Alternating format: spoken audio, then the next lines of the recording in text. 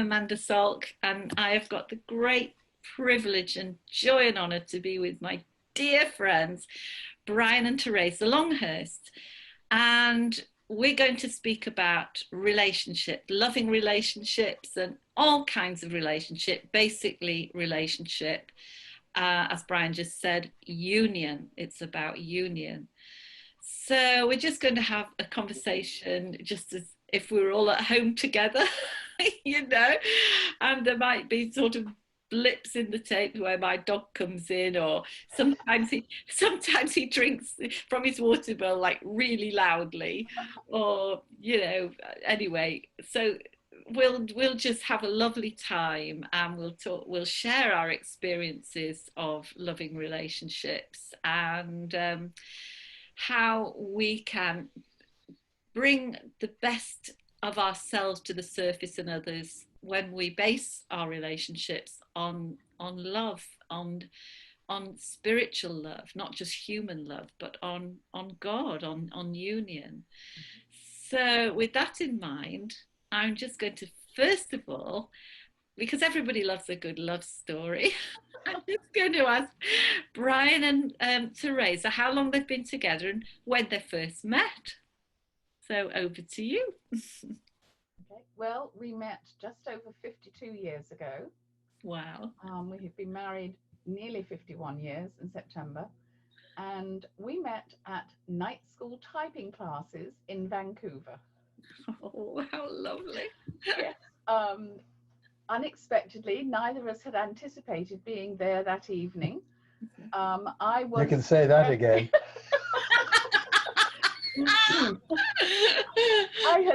I had left nursing school and had wanted to to go into another job or take a course for this job, and they said that I had to take a typing test.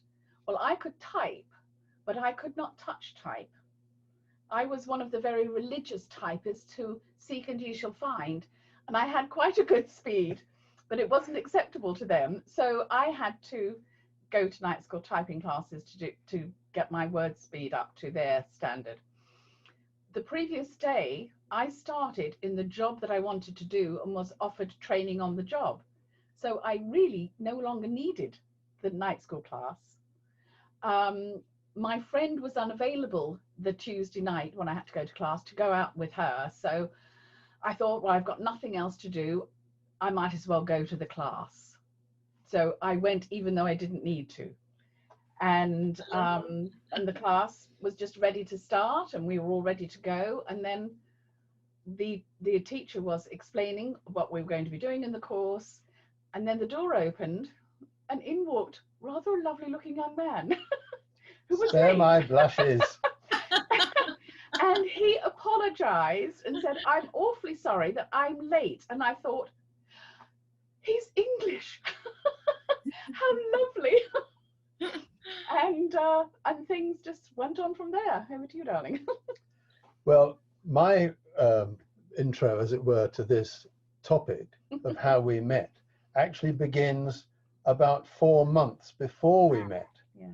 I was back in England from working in Canada on a leave of absence, and I was out with friends dog walking. This was November,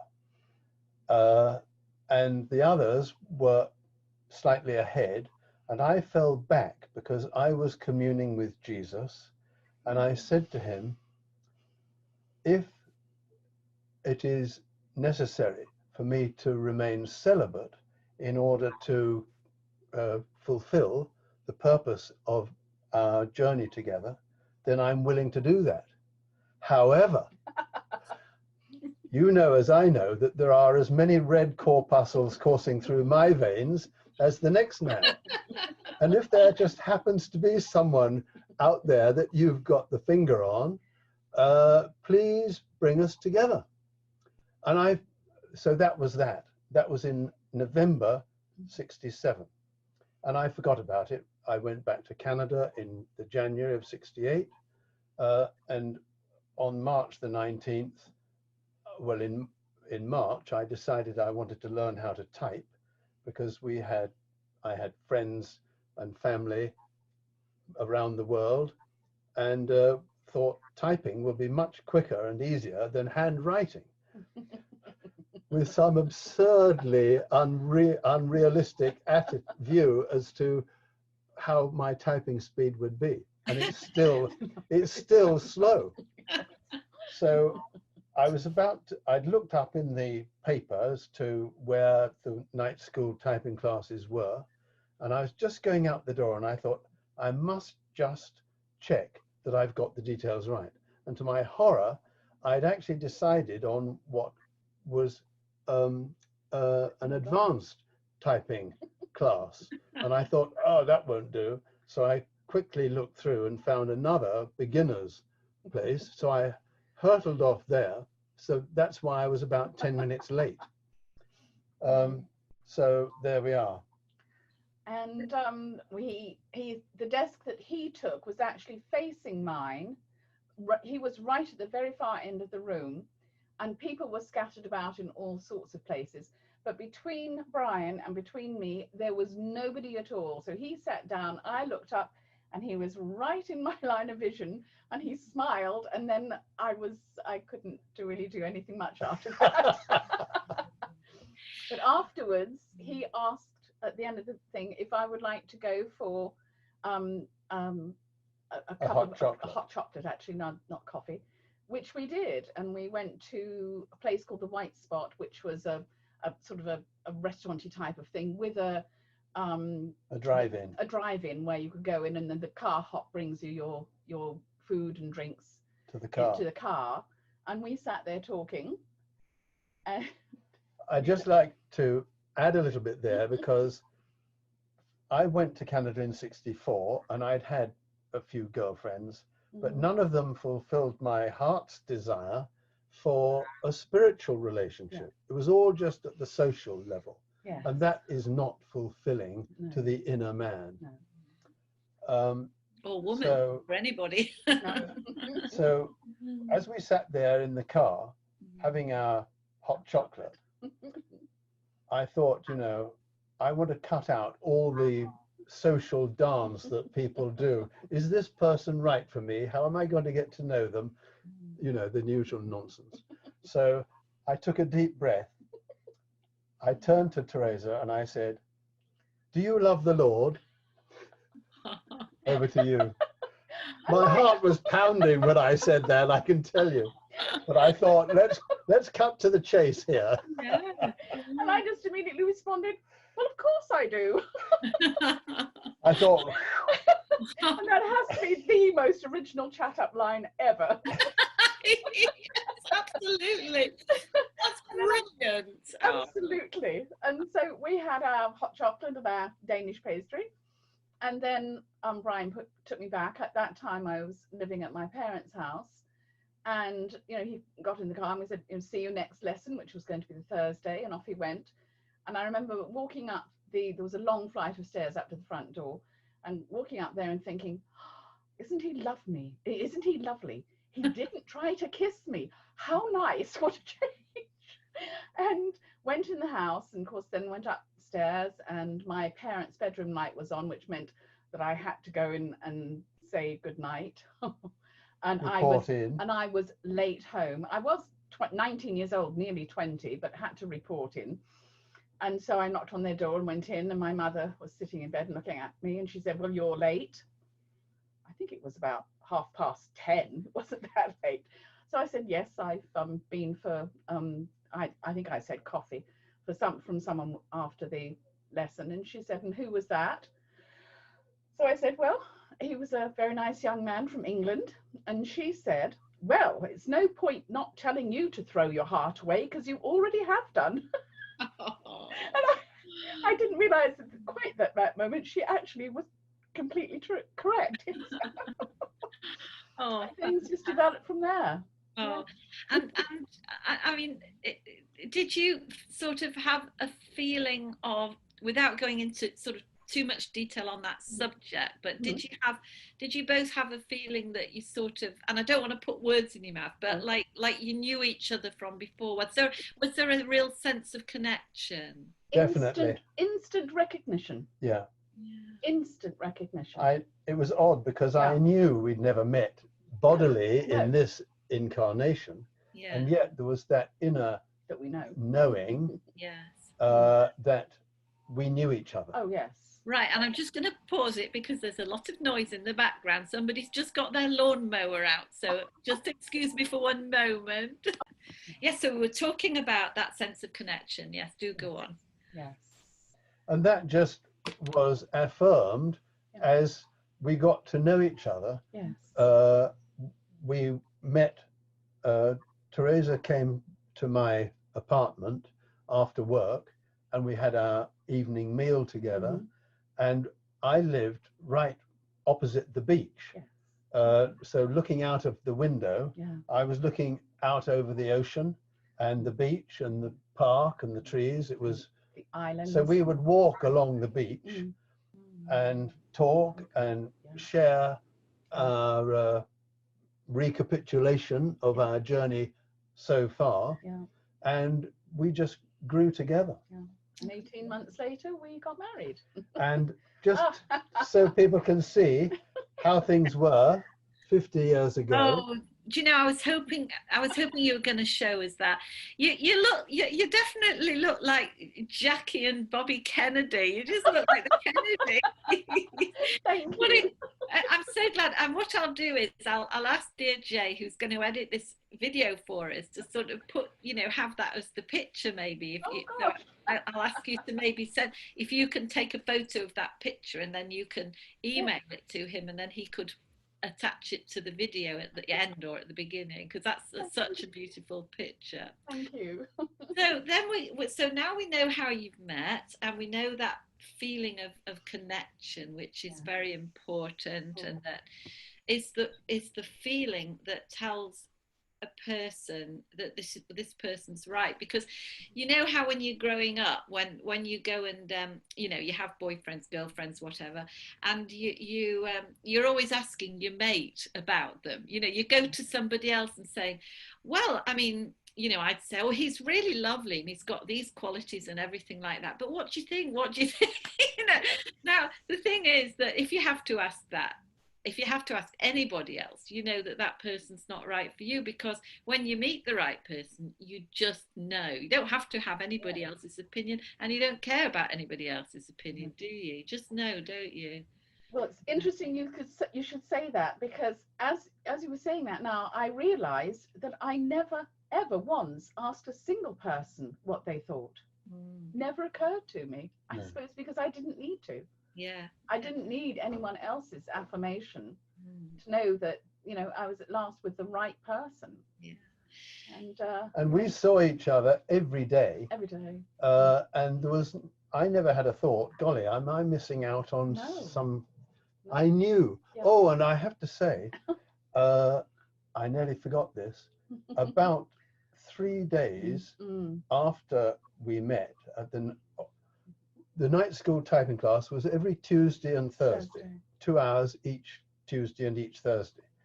And as I was getting into bed on the Thursday night, Jesus appeared to me at my bedside, and he said, I have brought the little one to you to be your companion of the way. I mean, that's beautiful. Yeah, what an affirmation. He did not tell me that for a very, very long time. Really? But that was an affirmation that he had responded to my asking him in November 67 to bring me someone to share my journey with. And so that was his affirmation, that was his response to my asking him 4 months earlier. So that is so amazing, and so shows it so perfectly right anyway. But so the question that I would ask is, this is on behalf of all of us single people, because I'm a widow, been on my own for a long time, and but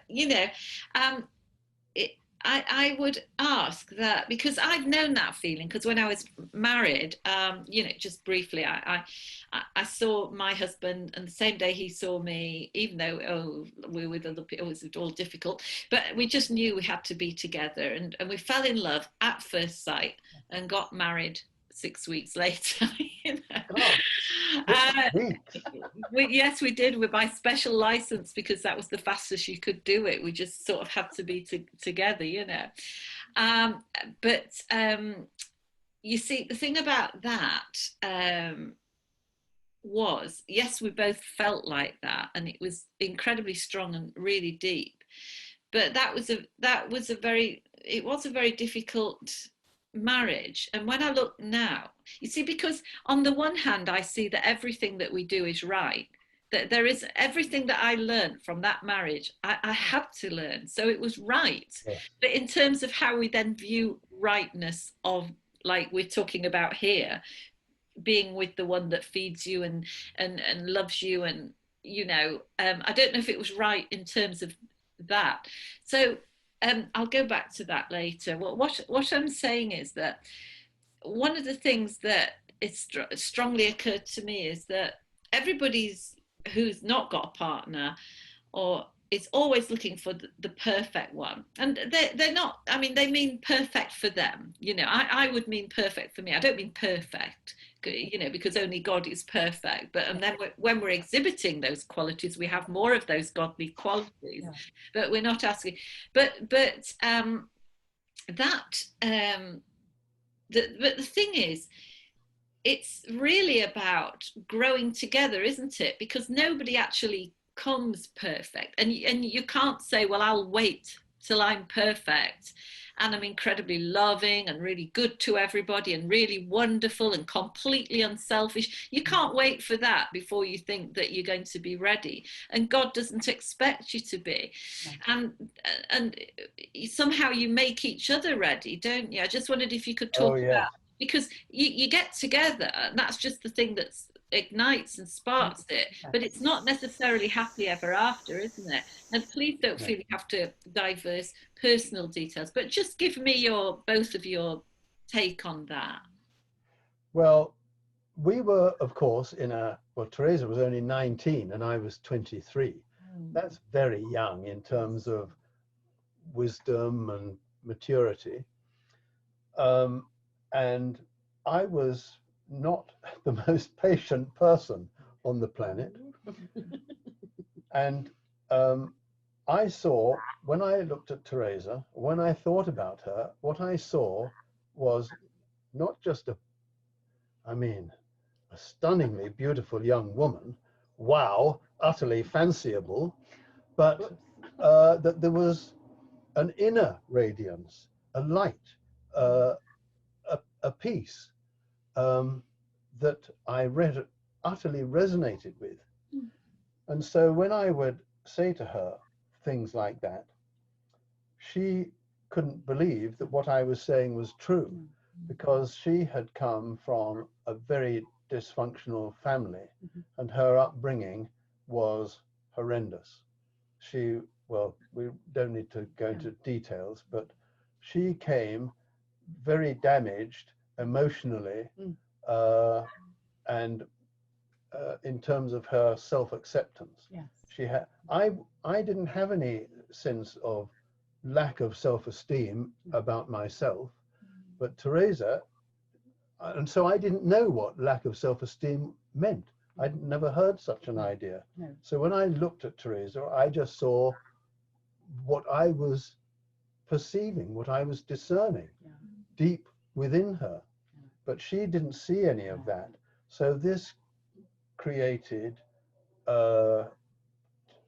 difficulty between us. There was disharmony, and I wasn't patient. And so because I couldn't understand what lack of self-esteem was, I had a journey, and Theresa was my teacher, teaching me patience. It took a long time. A very long time. Yeah, it did. Yes. Yes. Because where I had come from and the way I had been raised, I could not begin to understand the things Brian was saying to me. And when he said, you know, I was this lovely person or what have you, I thought that that was a figment of his imagination, that he was not seeing the real me, because I knew the real me, and the real me was not nice, or was not worthy, or was lovable. not lovable, was ugly, was all the things that I had come to believe that I was. And so by his saying these lovely things to me, I thought he was deluded, and that if he knew the real me, he would run a mile. So I was too fearful to say anything, because I thought that would put him off completely. And I didn't want to lose this gorgeous man, you know, who is now my husband, now the father of our children. It went on for many, many, many, many years, Yeah. until I had come to the place where, I guess it was 30 years ago, that I first became to a place where I was able to go through the inner healing, and there's a place near us where we live where it's a Christian center, and they lovingly counsel people via the Holy Spirit, and I was able to start going through the inner healing, and then find that, you know, perhaps the things he had been saying actually had some value, and that I was a person of value. And it took me a very, very, very long time to accept that. And all this time, my beloved was learning to be patient. So it So turned out that I was right and happy. You're not supposed to have both. Oh, yes, you are with Jesus. It's true with Jesus. Everything's Oh, possible. absolutely, absolutely. And this is the thing that's so important, because you see, you know, Theresa, I relate to you completely, because you know, just difficult ways in my own past meant that when I had boyfriends that would say, oh, you're lovely, you're beautiful, it was like it didn't compute. There wasn't, you know, scientists talk about little receptor sites, and they're like a saucer waiting for a cup. Well, if you haven't got the particular right fitting saucers for the right cups, then somebody can say something like that, and it just goes straight over your head. It doesn't mean anything. Yes. So it's very, so that doesn't give you self-esteem, because your self-esteem can only come from your relationship with God. Absolutely. Whatever you perceive that to be. What do you? Yes, Yes, I'd love to hear you talk about that. Well, I suppose really it was as I started to heal, I became aware that that I am worthy. I'm accepted. I'm just thinking now of a lovely paraphrasing. At the place I used to go to, they would paraphrase a verse, I believe it's from Joshua, where their paraphrasing of it was God speaking and saying, "You are worthy and honored in my sight, and I love you." When I went there, if anybody had said that to me, not a chance. Absolutely, I could not believe that for a nanosecond about myself. But gradually, as I was going through the healing and releasing the things that had brought me to the place that I was, and it did take a long time. It was many years, because it's very gradual, very loving, very gentle. And the damage was very deep-seated. Very, very deep-seated. But the thing is that I gradually got to the place where I could finally accept that applied to me also. It applied to everybody else, 100%, but I couldn't see how it could apply to me. And it was my acceptance of me that was the most difficult thing, because I could accept everybody else, no problem. I even did the counseling courses and was on their ministry team, still having issues with myself. But I finally got to the place where I could actually physically look at myself in the mirror. I could do my hair, I could put my makeup on, but I wouldn't look at myself.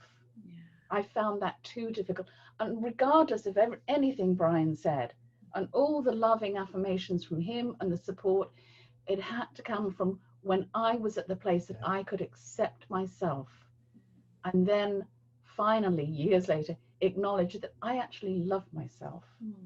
I would never have been physically able to say those words. Everything would shut down in my throat. But now I can accept that and I can love myself. Yeah. And we have a relationship now that we can hardly believe it. It's amazing. We've been married for nearly 51 years and we are so head over heels in love with each other. And we have such a joyous companionship. It is astonishing. Our relationship is better than it has ever been, and it just gets better every day. Yeah, it does. Now, a lot of relationships are based on inequality, where spiritual inequality, where you've got one partner, I think you mentioned this earlier, who is a few paces ahead on the path, the spiritual journey, than the other. And so that suggests inequality, but there's much more to it than that. And where there is one person on their journey and committed to their journey, and the other is unsure what the journey is, that often leads to breakups of relationships or conflict and then breaking up. But we knew, inwardly, we knew from day one that we were intended to be together. And we now know of a certainty that that kind of equality of relationship, even though there were rocky years in between, that kind of relationship, and certainly this is true with us, didn't begin in 1968. It began in previous incarnations where we had been together on a number of occasions that we've been made aware of, most of them as man and wife, and on other occasions where there was some other familial relationship. And so this incarnation, as Brian and Theresa, was something that we had agreed and planned with Jesus before we incarnated.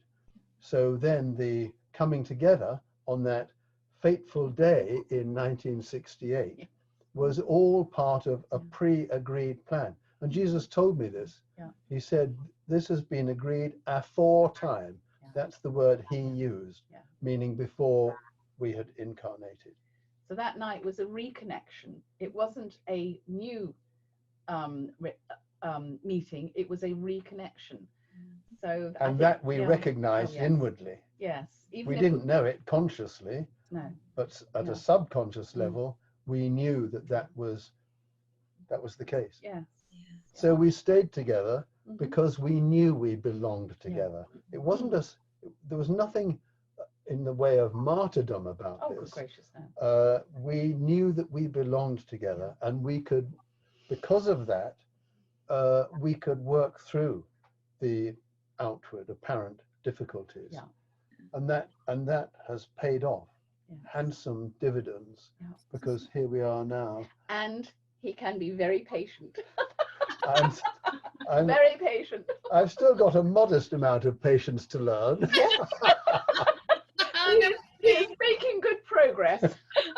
Oh, that is terrific. Right now, I've got some things written on here. You know, some questions from people. And, excellent.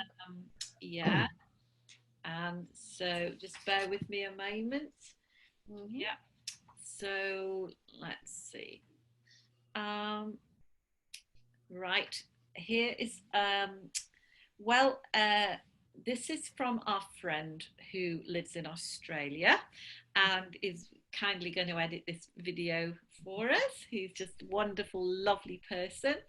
And he's very fortunate too. He's in a very happy spiritual relationship, so very fulfilled. But he says, sort of asking on behalf of other people, and it's similar to another one, so I'll read his question. If one is on a spiritual path and devoting their life to love and the message of Christ, but their partner is either unsupportive, uninterested, or even critical of this path, how can they navigate this dynamic in a healthy, loving way? How can they embrace and include this challenge into their spiritual practice? So I think we'll just be with that question. Do you want me to to speak on that one first? All right, you go ahead first. This is a massively important question and line of consideration. And it's why so many, well, probably the vast mass of relationships don't go anywhere. And so they end up in tatters or just going their separate ways. That doesn't have to be the case, because if there is a true sense of heart-centered love on either side, the one can help the other and the other can help the one. Like Theresa helped me massively with patience.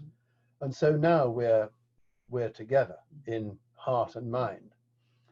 So if the one person isn't particularly interested in or confused about the spiritual journey of their partner, that doesn't have to make a difference, because the one who's a few paces ahead can see this as an opportunity to live their love and demonstrate it.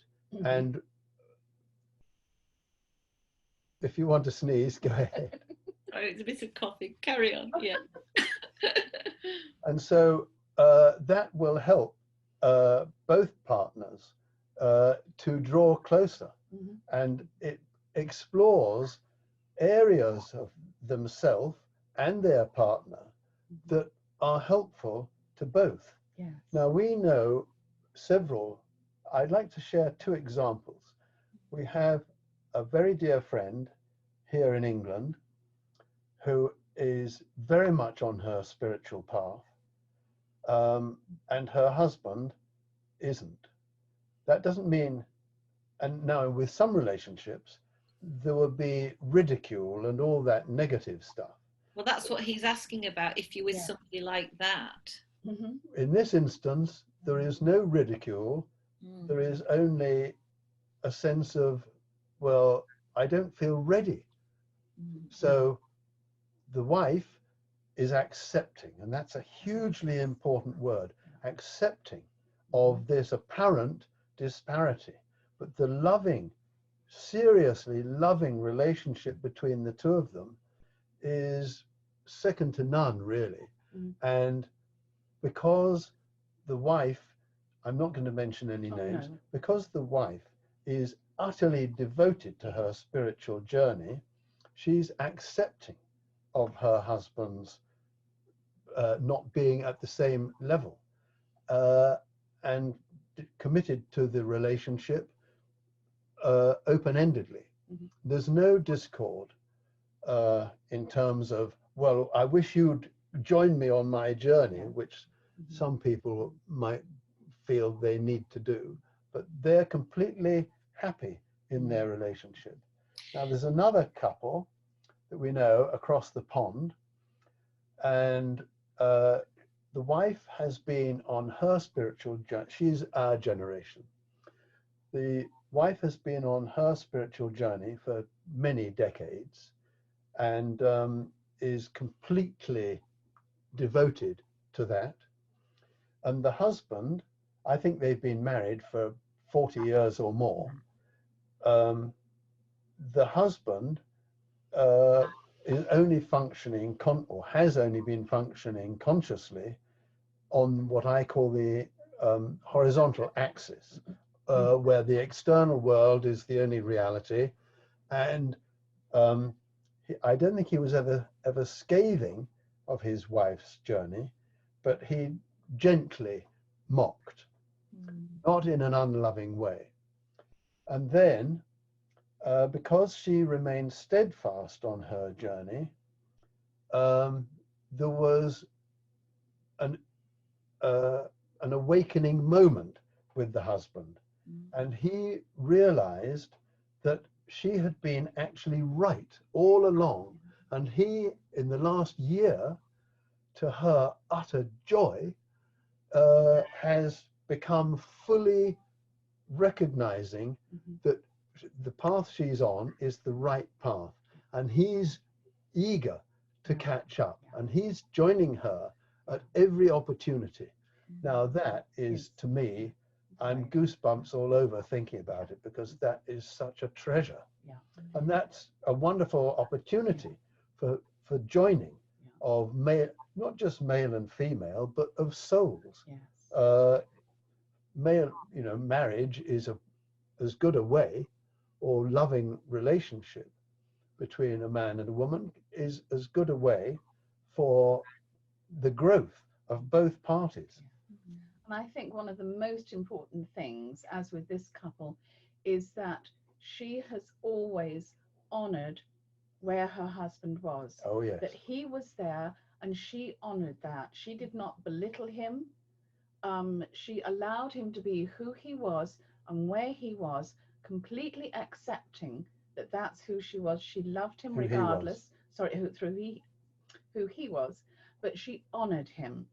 And that honoring over the years has, because he wasn't, seen by her as something who not acceptable, if you like, in that respect, that enabled him to be more at ease with where she was and what she was doing, and then eventually has actually brought about this change of heart in him. And I think honoring people for who they are, where they are, because we're all on our own journey, we're all taking our own steps.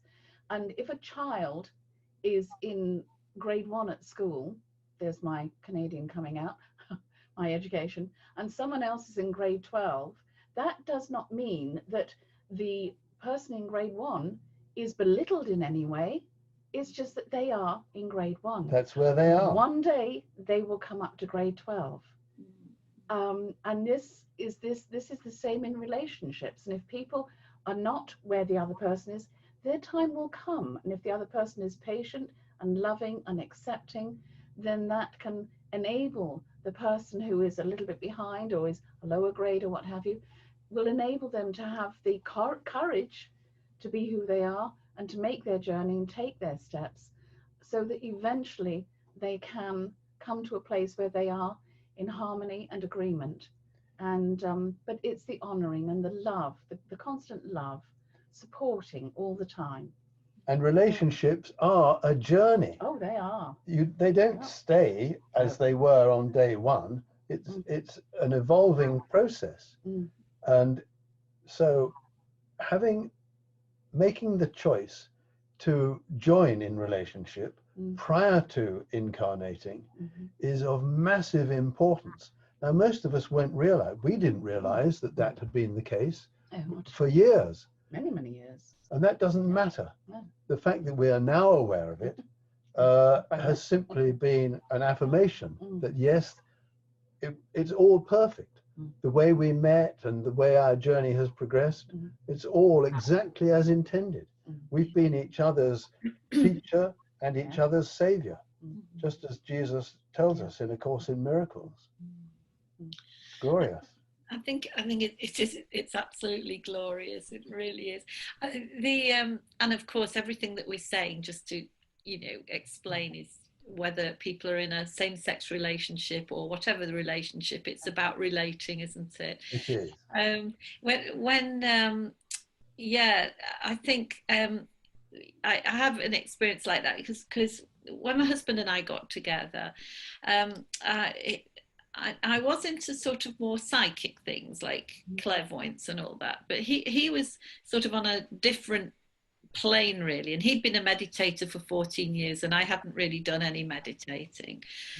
So I was still and I'm talking back in 1982, I was in a really needy place and all sorts of things, and he had a bit of I think a bit of ego about where he spiritually was. So I was needy, he had ego. That doesn't work well. So it's like if ever I ordered a spiritual book, he'd grab it first and he'd have to read it first. He'd have to be first in everything spiritually. And so we had quite a few years of me feeling terrible low self-esteem and all sorts of things. But then one day I went on this course called a self-actualization course, which was a weekend. And it was talking to us about everything we've been talking to here. And I started to get some real esteem because I realized that I'm not this human as well. I'm this immortal, as we all are. We are spiritual. And I got so much from it that when I came home, I was on cloud nine. And he didn't like it. And then I went on another one. And when I came back from that one, he was actually in tears. And this was a massive breakthrough. And I said, why are you crying? And he said, because I realized that I might lose you. He never thought of that before.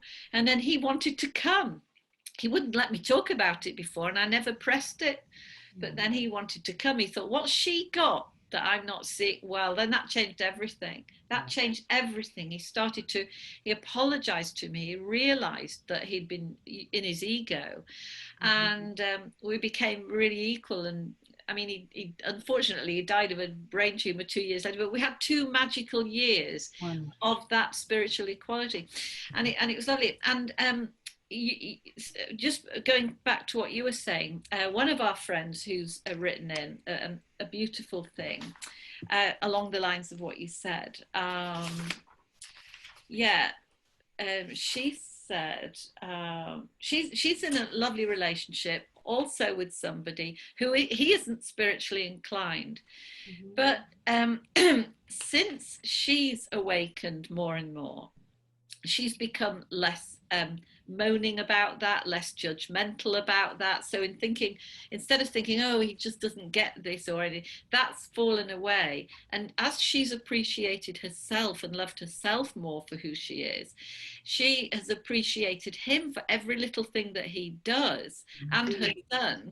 And he's changed completely in terms of he hasn't become more spiritually inclined, but he has become so more, I mean, he was always a lovely man actually, but he's become even so much more supportive and loving, like you might say an enlightened husband, somebody that's, you know, enlightened at being a husband. You know, he really honors her, supports her, and just like the relationship you were talking about, and they're closer than ever. And today they've just gone off to celebrate their 24th anniversary. And she said to me to say, oh, it was nice, just a minute, I'll just find it. Oh yeah, she just says, in the end, it's not about the length of time you've been together, it's how it is today that matters. Yes. You know, and that's it. Mind you, then she said, and she was laughing, she said, and this is a question for you. How do you deal with an annoying habit that your partner has? Over to you. Only one. That's what I thought. If he's only got one. You're on very dangerous territory there. Yeah, maybe we should leave that one. Moving on. Of acceptance and honouring and biting your tongue. Well, acceptance. Acceptance is the key. Yes, exactly. Because in the end, if something about another person is irritating you so much, they're oblivious. You're the one who's being irritated. Yeah. So it's your problem. It's your problem, and you get that angst inside yourself, and that's very uncomfortable. So it's something that actually I find I've had to look at myself a few times and think, well, who is this affecting? Yeah. Not affecting him, it's affecting me. Do I want to be affected by that anymore? So I have a choice, and I can either choose to be affected by it or choose not to be affected by it. Yeah. And the fact that, you know, a pair of jeans could be on the floor, this was many years ago, could be sitting on the bedroom floor for a few weeks. Whoops. What? Yes, and the cleaning lady said, their jeans, ignore them, vacuum around them, ignore them. One day they will be moved. So you just try not to look at that and think of something more pleasant. But it would irritate me, and then that makes me irritable, and I don't like being irritable. So I think in those cases, you know, we can sort of rethink about our attitude towards it. It doesn't mean that they're perfect by any stretch of the imagination, but it's our attitude. And then things actually, I think I found that once I let things like that go, they happened fewer and fewer times. Yes. It was as if it was an unconscious action reaction. Yeah. And if you, Brian has always used this wonderful analogy of a tug of war. So you've got a tug of war because this person does that and we react. Tick, tick, tick, tick. Once you decide no longer to react, let go of your end of the rope, there's nothing to tug against. There's no more tug of war. It's over. It's just over. And then you just forget that it even happened in the first place. So yeah. That's a beautiful analogy, and I thank her for that question, because it's actually a very, very deep thing, because it's one of the key things why a lot of people break up. But you're quite right, what we're really saying, it's very non-dual. There's actually nobody out there, there's only your reaction. I was just about to say that. Yeah, exactly. Yes. Exactly.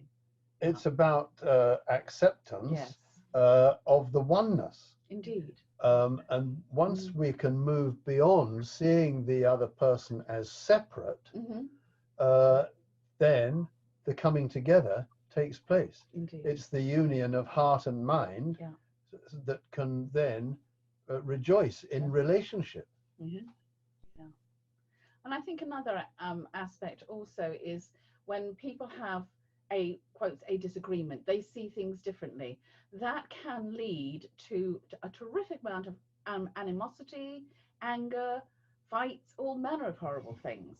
But if you see that you both see things from a different point of view, and you can say, well, okay, let's just talk about it. Explain to me your point of view, and then I will explain to you my point of view. And this is just sharing our own different perspective in as non-confrontational a fashion as is possible.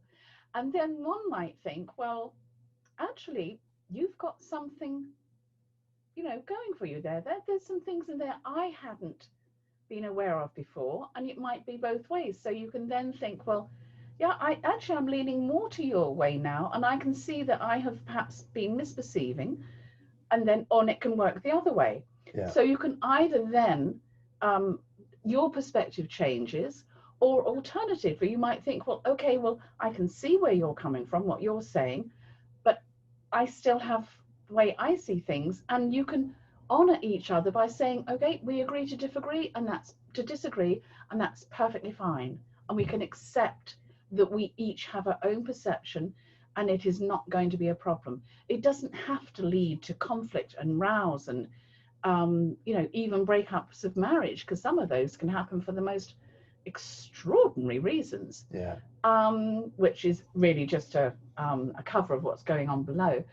But it's the acceptance and the honouring of, as I said before, the honouring of people where they are, and we can learn from each other through those moments and grow. Exactly, and grow. So we see them as an opportunity, not an adversity. Yeah.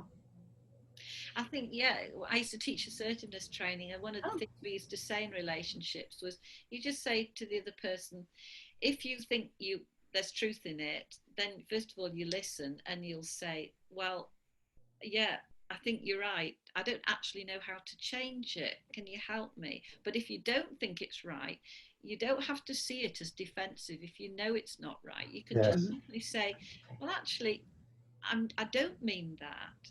I don't mean it like that. But obviously you must think so. So the dog's drinking now. Tell me why you think so. You just say, tell me why you think so, and then or you can say to somebody, instead of you're like that, you can say, I perceive that when you do that, in my perception, that's what you're doing. And you see, that cuts somebody off. What really strikes disharmony is if you say to somebody, you're like that, or you do that. But if you just say, in my perception, this is how what you're doing makes me feel like that. But anyway, I think we're in agreement onto that. What I want to move on to is this sort of spiritual things. I mean, some of the things that you've sort of describe in your books, Brian, about you and Theresa seeing the same thing or having the same dream, or these things are incredible. I'd love to know more if there's anything you can think of that comes to mind. Well, I think this is possible, first of all, because there's only one mind. Yes. And being in a relationship, a loving, Christ-centered relationship, for as long as we have, there is telepathy, Yes. or what I call mind-to-mind Yes, communing. I like that better. Yeah. And so we'll, if there is energy taking place that is not visible to the bodily sight, then we can, if we're sensitive to it, we'll pick up on it. So there've been untold occasions, and I think if anything they're increasing, where we have the same discernment at the same time. And so by saying, well, sharing that we've had this discernment and the other person has had it, then as well, and they join in and share, then that awareness grows. And so ultimately, we're not a body, we are a soul. And I use the term energy force field, and there's energy. We're all extending energy from our inner being, our aura, our heart, our mind, whatever. And so that energy becomes discernible to the other party. And anyone who's got a degree of openness and readiness to accept that we're not just a mortal body, will be able to pick up on that. We've experienced that with other people, where we have the same. Theresa and I might be in agreement as to what is what, and then when we're discussing it with someone else, they will actually break in and say, well, that was exactly what I was just about to say, or whatever. So we can join hearts and minds, not just between the loving couple, but with those with whom we're in loving relationships beyond the marriage. I think that's really important, because in the end, we have a personal relationship with God. Even though we're together, it's our relationship with God can only be our personal relationship with God.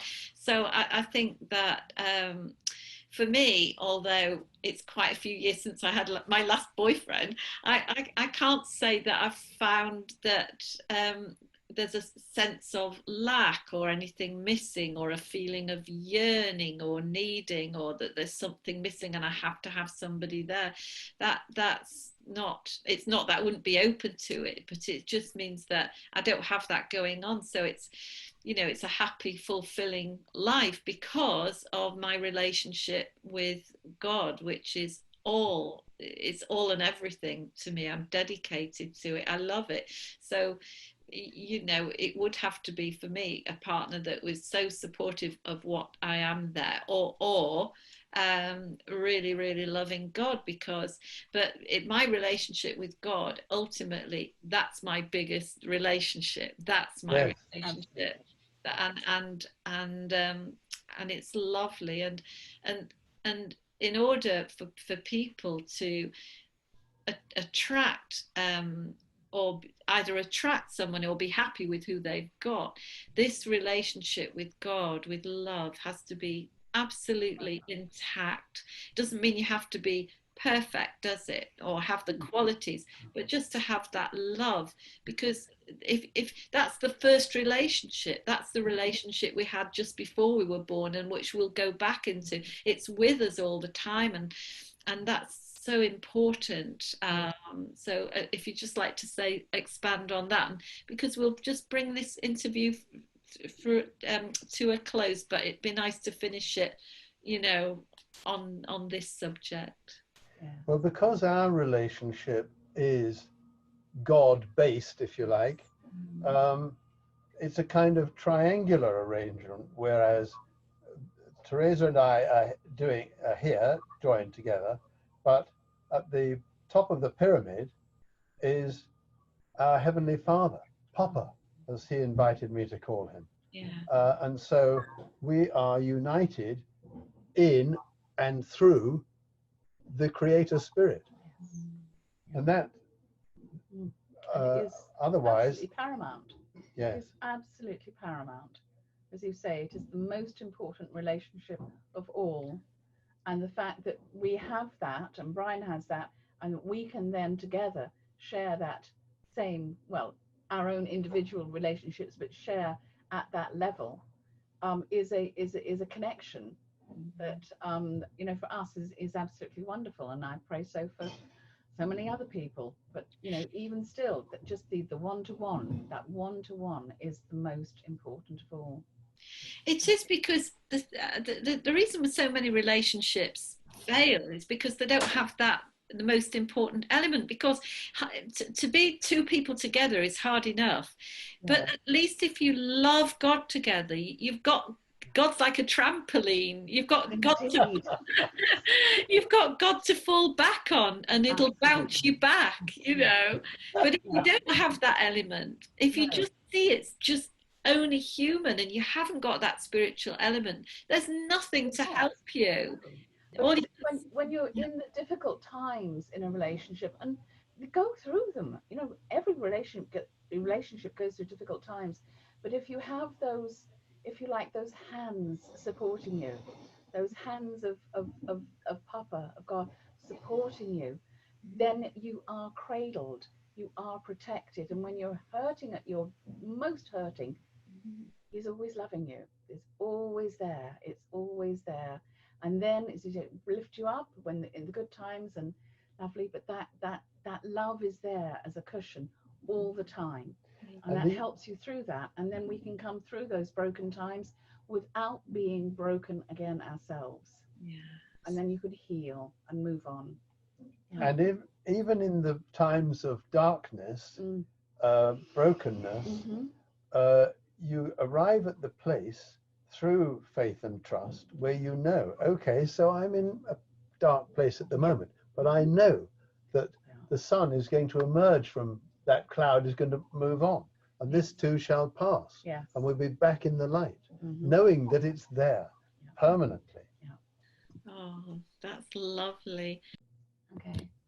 Well, you know, this has been such an absolute blessed pleasure. It really has. And no, I just better just check that there isn't another question. I think just want to make sure.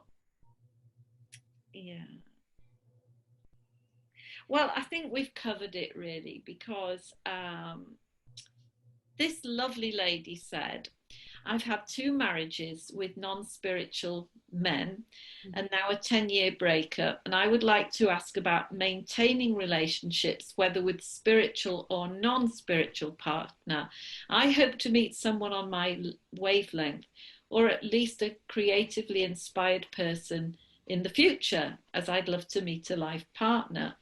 But you see, I think we've really more than covered it, because we've covered about, you know, the spiritual aspect of a relationship, and that if you're looking for perfection, and I want somebody just like me, or that's not what it's about. It's always your relationship with spirituality that must come first before you consider looking for anybody. There's nobody to look for, really. I think that's the key. I just wondered if you'd like to say anything about that. Well, I would like to say that what really started our relationship, our meeting, was that I had asked, 4 months before we met, I had asked Jesus. Now that is absolutely crucial if we want an outcome that is in accord with our heart's desire. I didn't understand that at the time, but I asked. And in the Bible, Jesus says, ask and ye shall receive, seek and ye shall find, knock and it shall be open to you. Now the first 3 letters of those 3 words are A-S-K, ask. And I try to emphasize this in all, when I talk to people on Skype or emails or in my writing. I say ask, because if we don't ask, it means that we don't want. So we've got to be willing to include the divine in our horizontal relationship. And when we ask, one or the other or both, when we ask, then the response is always immediate. We may not experience it immediately, but it's always given immediately. So when we ask for a relationship that will be fulfilling to not only ourselves, but to Jesus's great rescue program, where all humanity will be reconnected as one at the heart mind level. It's nothing to do with bodies, it's about the heart and mind being rejoined in union as the one Son of God that we all actually are when we remember and choose that path. So asking, that person is out there. If we don't ask, how can, sorry, if we don't ask, how can they respond? It's all about response. So we ask, and then we await the response, the outcome. But we don't have to ask every day. No. When is this going to happen, Jesus? Thank you. When is this going to happen? Please get a move on. You just need to ask once and then give thanks. But do you think, I mean, that is great. I'm going to ask. Definitely, absolutely, my dear. Yeah. Ask. It's vital. Make a commitment of the asking and ask sincerely from your heart. Which you would anyway. Which you would, absolutely, because we know that that's who you are. But then after that, when it comes to mind, say, thank you, God. Thank you, Jesus. Thank you, Holy Spirit, that you are bringing this person to me. So we ask once and then we thank in gratitude because you've asked, they've taken that, they are outworking it for you. And so we thank them that they, as the Holy Spirit said to you once, I'm not deaf and I'm not silly. I've heard. I'm not deaf or senile. Yes. You hears once, but then we thank in gratitude. And sometimes that thanking can go on for a very long time, but it's their timing. And when the timing is absolutely perfect, the connection can be made. But you see that, oh, sorry. Go on, Well, Brian. I was just going to say, to keep asking, which is what most people do, Oh, yeah, that's desperate. is an affirmation that you haven't received. Yeah. So you keep on Yes. telling God or Jesus or the Holy Spirit, I haven't received. And you're not Well, they're saying, but I responded, I gave you the answer. Yeah. So it's only our own receptors to their response that are blocked or need a squirt of WD-40, so as to speak. So by being accepting, we're opening to the answer. And we're trusting. Absolutely. So asking once, to keep on asking means, well, you haven't answered, so I've got to keep asking you. And they're saying, I have answered. And just be patient. I always share the same thing there, that, you know, if you have to ask more than once, you're not believing it, and then Exactly. you're not having any trust at all. No. Exactly And so. to thank in advance exactly is right, because it means that you have absolute trust. Yeah. But there's just one question about that. What do you think? I mean, some people ask, but maybe some people aren't in a state of readiness because they're still very needy. They're still expecting somebody else to make them happy. So then they can ask, but until they work that out in themselves, that's not, it's not God's fault, is it? It's fine. One has to be, you know. But this is about trust. Yeah. This is about trust. And faith and trust are pretty closely aligned. And in the Gospel accounts of Jesus healing people on a number of occasions, and this probably happened far more than is recorded in the Gospels, when the person received their healing, Jesus said to them, your faith has made you whole. He didn't say my faith has made you whole, your faith. Yeah. In other words, they were open to receiving. They were ready. And people who are not willing, we don't have to be trusting, we have to be willing to be trusting, because that opens the door to faith and trust, and we're allowing it.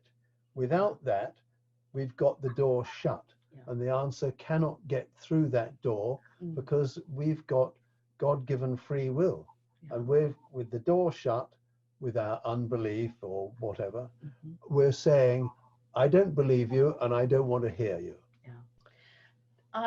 In a slightly different way, but this is just what Brian was saying, has just reminded me of something, and it's not quite exactly the same thing, but it is in another way. When I was in the early days, when I was going through the counselling that I went through, and I used to go away and stay for a week at a time. We had a lot of work to do. And at the end of the week, when we were dealing with a particular subject, because you don't do the whole thing in one go, it's not possible, but there was one particular thing we worked on that week. And at the end of it, my senior counsellor, because you always have two, said to me, do you think that you can forgive your father? And this particular thing related to something, an interaction with him. And I said, I don't know. I don't know. And she said, would you like to be able to forgive him? And I said, yes. So she said, right, let's go and make that desire to be able to forgive, let's make that an offering to God, to Jesus, to Holy Spirit, and metaphorically lay that offering on the altar, their altar, and leave it. That's and massive. That's what I wanted to do. And when I did that, it was a real commitment from my heart. That was something that I really, really needed to do, and left it. 2 years later, I was talking with my counsellor about something else, and this thing came up. And I realized, as we were talking, I suddenly realized for the first time that when I was talking about my father with her, I no longer had fear. The fear had disappeared, and that's when I realized that the forgiveness had started to take place. It had been going on without my realizing it, because Holy Spirit had been out working things for me, but I was becoming free from it. And that's the first time I realized I'd made that commitment, left it. 2 years later, I was aware that it was working, and it carried on working to the point where now there is nothing but true, complete forgiveness and nothing but love. I think that, sorry. Yeah, that's okay. It's such a big subject that it makes me think.